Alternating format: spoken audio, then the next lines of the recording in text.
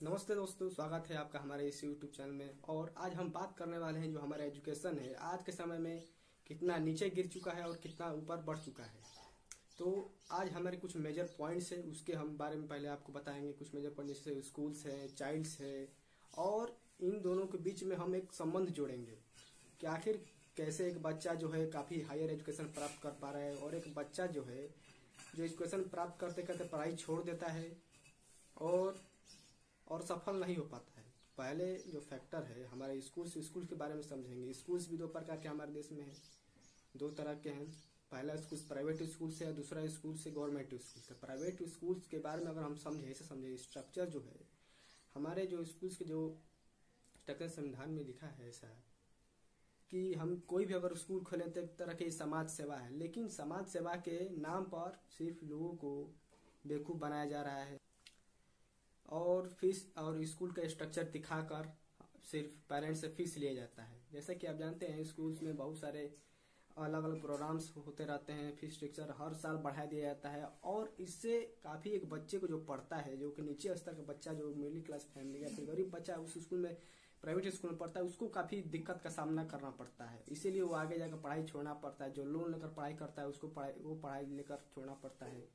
बहुत सारे फैक्टर्स हैं। स्कूल प्राइवेट स्कूल्स हैं जो हर साल जो फीस बढ़ा देती है बता कर कि हमारे स्कूल में ये काम हुआ है, पर काम न के बराबर होता है। और आप देखेंगे स्कूलों में अगर आप एक स्टूडेंट है तो आप इस बात को अच्छी तरह से समझ सकते हैं।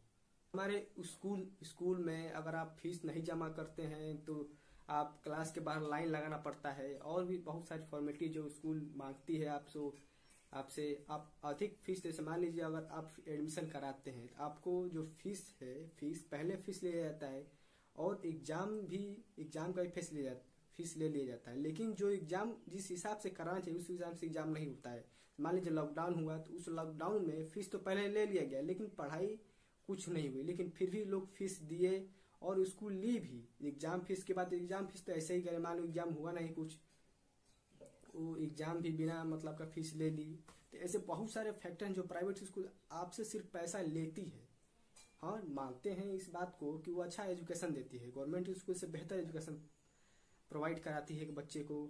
अगर बहुत सारे लोग जो पैसे वाले लोग हैं अपने नाम को बढ़ाने के लिए उसमें एडमिशन तो करा लेते हैं, लेकिन कभी उस स्कूल के बारे में जो फीस दे रहे हैं उसके बारे में कभी प्रश्न नहीं पूछते हैं कि भाई हमारा जो बच्चा इतना फीस ले रहे हैं आखिर वो फैसिलिटी से प्रोवाइड करे, जो उसको फैसिलिटी जो प्रोवाइड करानी चाहिए।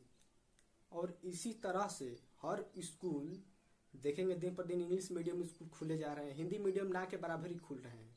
और इसीलिए जो नीचे स्तर के बच्चे हैं, जो गरीब बच्चे हैं, उन स्कूल में अपना एडमिशन नहीं करा पाते हैं।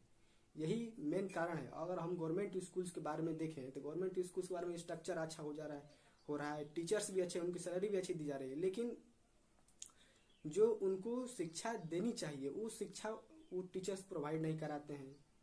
वो अच्छे एजुकेटेड हैं, प्राइवेट स्कूलों के मामले में वे वेल एजुकेटेड हैं, ऐसा हम देखे हैं और देखते भी हैं लोग। लेकिन आप कुछ ऐसे समझिए जो बच्चा उस गवर्नमेंट स्कूल से निकलता है, जो प्राइवेट स्कूल से काफी आसमान जमीन का फर्क होता है उसमें। मान लीजिए अगर कोई भी आप पेपर देने जाते हैं, इंटरव्यू देने जाते हैं, इंटरव्यू इंग्लिश टू इंग्लिश बात होता है। और यही जो मेजर चीजें हैं जो हमको फेस करना पड़ता है। अगर प्राइवेट स्कूल के बारे में नाम तो इंग्लिश मीडियम स्कूल है, लेकिन कभी खासकर गांव में ऐसा देखा गया है कि जो इंग्लिश मीडियम स्कूल से उसमें इंग्लिश टीचर्स तो रहते हैं लेकिन वो कभी इंग्लिश बोलते नहीं है, वो ठाठ भाषा में ही अपनी मातृभाषा में ही बात करते हैं अधिकतर। और ये बहुत बड़ा कारण है, इससे बहुत बड़ा कारण है जो आगे जाकर वो अनसक्सेसफुल हो जाते हैं लोग। यही मेन कारण है। इंटरव्यू में गए, इंटरव्यू में भाई इंग्लिश नहीं आ पा रहा है, इंग्लिश बोल नहीं पा रहे। हम इंग्लिश मीडियम स्कूल में पढ़ाई तो कर लेते हैं लेकिन कभी इंग्लिश में अच्छे से बोल नहीं पाते हैं। अगर स्कूलों को इस हिसाब से डिजाइन किया गया है, अगर इंग्लिश मीडियम स्कूल है, इंग्लिश में बुक्स भी है, इंग्लिश में लैंग्वेज है, लेकिन आप इंग्लिश बच्चों के साथ बोलिए ताकि बच्चे भी बोलने पाए। ये बहुत बड़ा फैक्टर है प्राइवेट स्कूल्स का। और गवर्नमेंट स्कूल्स की बात देखें तो लोग जो टीचर्स जो होते हैं वो बहुत से स्कूलों में पढ़ाते नहीं। आप दिन पर दिन न्यूज देखते होंगे कि ये टीचर्स ने इस छात्र को मारा इस कारण की वजह से। ये बहुत सारे मेजर फैक्टर्स हैं जिसके वजह से एक बच्चा जो है अपनी पढ़ाई छोड़ पाता है। आप ये बताइए, अगर किसी भी बच्चे को उस स्कूल में सम्मान या फिर लज्जा होगा तो वो कैसे पढ़ाई करेगा? भाई सभी लोग तो बी आर अम्बेडकर बन नहीं सकते हैं, इस बात को आप समझिए। बी आर अम्बेडकर एक कहा जाए उनके बारे में तो बहुत महानायक थे, बहुत बड़े आदमी, बहुत पढ़े लिखे।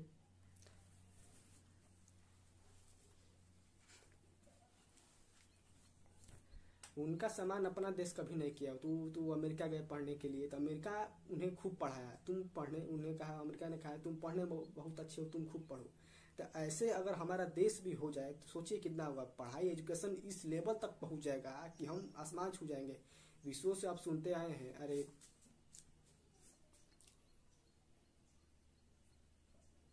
बहुत पहले से आप सुनते आए हैं कि हमारा देश विश्व गुरु रहा है। लेकिन कभी आप ये सोचिए हमारे देश में इतने लोग अनएजुकेटेड क्यों हैं? क्योंकि जो एजुकेशन जिनके पास है वो कभी एजुकेशन प्रोवाइड ही नहीं कराते हैं छोटे लोगों को या फिर गरीब लोगों को, या फिर अपनी यहाँ पे सबसे अधिक होता है कास्टेज में। मेरी बात को समझने की कोशिश की, इस देश में सबसे अधिक होता है कास्टेज में, और कास्टेज का सामना हर लोगों को करना पड़ता है।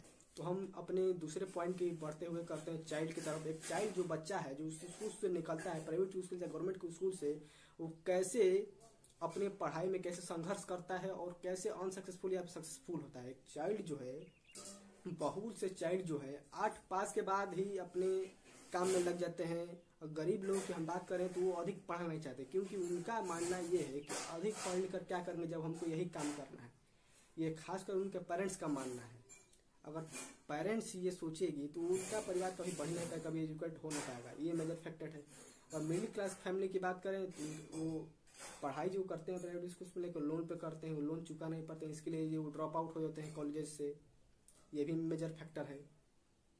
और बहुत सारे फैक्टर ये हैं, जैसे मान लीजिए अगर गाँव की हम बात करें तो वो लोग जाते हैं शहर में पढ़ने के लिए। तो शहर में पढ़ने के लिए जो जाते हैं उनके वो लोन लिए रहते हैं, कुछ लोग कर्जे में लिए रहते हैं, और कर्जे लेकर वो जाते हैं शहर में पढ़ने के लिए। तो शहर में पढ़ने जैसे मान लीजिए कॉलेजेस जो हैं या फिर कोचिंग्स, वो काफ़ी महंगे दामों पे होते हैं, और इसके कारण की वजह से वो लोन चुका नहीं पाते हैं या फिर पैसे दे नहीं पाते हैं। इसके वजह से वो पढ़ाई नहीं कर पाते हैं। बहुत सारे फैक्टर्स तो ये भी हैं। और बहुत सारे ट्यूशन जो है इतनी हायर फीसेस लेती हैं कि वो पेड नहीं कर पाते हैं। इसके कारण भी लोग सोचते हैं भैया हम पढ़ाई करके हम क्या करेंगे भैया, तो हम सफल ही नहीं होंगे, इतना टेंशन इतना बोझ है हमारे ऊपर।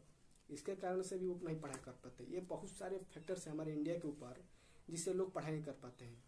और मैं यहाँ पे एक प्रश्न पूछना चाहूँगा, अगर सरकार कोई ऐसा बिजनेस चलाए, जैसे मान लीजिए हमारे देश में किताबें जो हैं, कापियाँ हैं, दिन पर दिन महंगी होती जा रही हैं।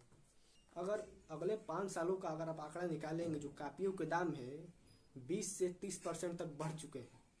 जी हाँ, मैं सही बोल रहा हूँ। अगर आप देखेंगे कापियों के दाम 20 से 30% तक बढ़ चुका है। आप ये बताइए, जो डेली लेबर जो कमाता है, डेली का काम जो करता है, डेली पैसे पाता है, वो अपने बच्चों को कैसे पढ़ाएगा?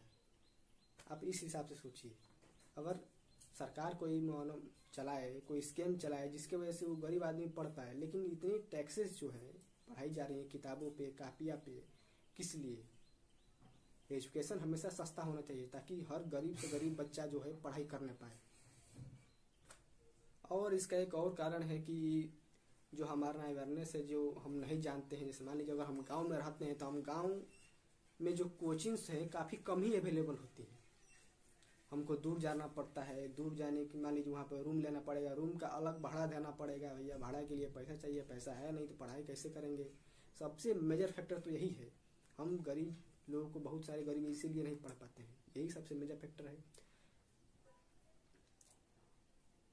तो हम वीडियो अभी समाप्त करते हैं, मिलेंगे अगले वीडियो में। तब तक के लिए धन्यवाद। अगर आप चैनल पर पहली बार आए हैं तो चैनल को लाइक करें, सब्सक्राइब करें और कमेंट करना ना भूलें। अगर आपको चीज़ें समझ में आई है, एजुकेशन के आप मामले में काफ़ी अच्छे हैं तो कमेंट करना ना भूलें। तब तक के लिए धन्यवाद।